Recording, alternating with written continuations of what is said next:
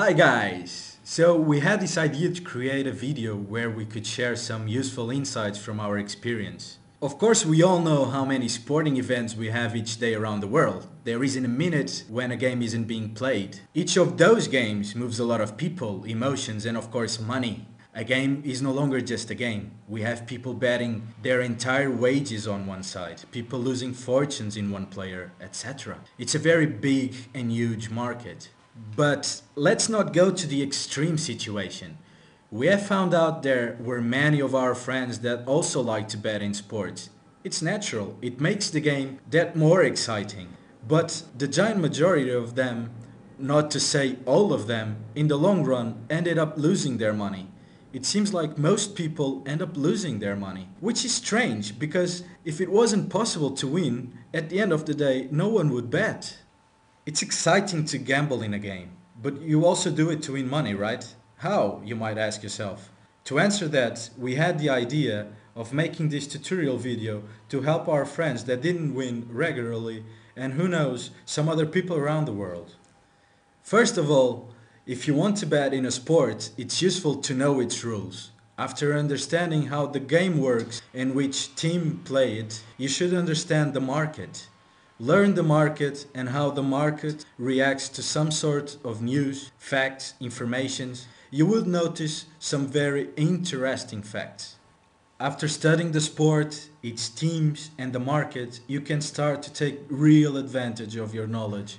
At this stage, you should be able to trust your own judgment and detect that sometimes some conditions are created that make a couple of games profitable for you to play on them. These situations often come from extra information or market discrepancy. This is the first step to create what we call a system. You can only create a system if you know not only the game but also the market. Always remember one thing: go with your system wisely. No system is 100% effective and you have always to play with it knowing that your next game might be the losing one. With this, we are giving you the advice for you to never put at risk more than you are able to lose. This is crucial for your bankroll. Let's give you a quite common example. Liverpool is playing at home against the second division team for English Cup. We're talking about soccer. The odds for Liverpool are around 1.2 European odds, minus 500 in American odds, more or less. You are so confident that you will place your entire wage on this one. And we are talking about $1,000. Be aware that in case of Liverpool wins the game, your profit will be only $200.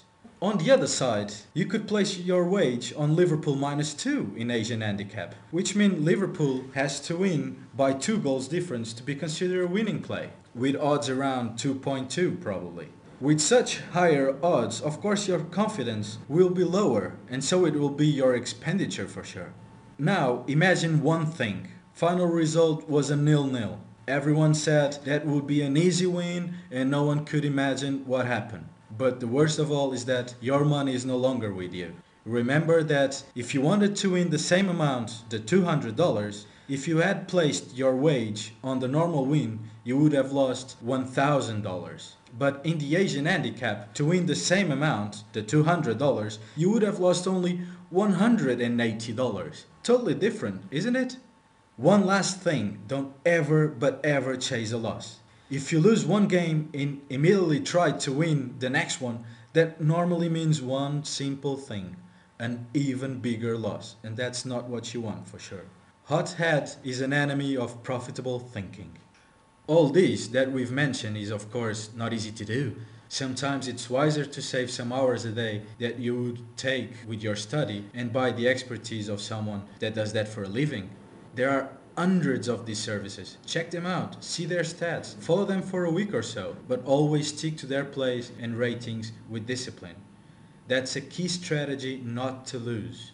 If you're not sure of what kind of discipline method you should follow, send them an email asking for advice. They will answer for sure. Okay guys, that's it for us, at least for now. We do hope our advices will be profitable and wish you the best of luck. Of course we have some extra secrets, but we will keep them to ourselves. Maybe we'll tell another one in our next video. Take care.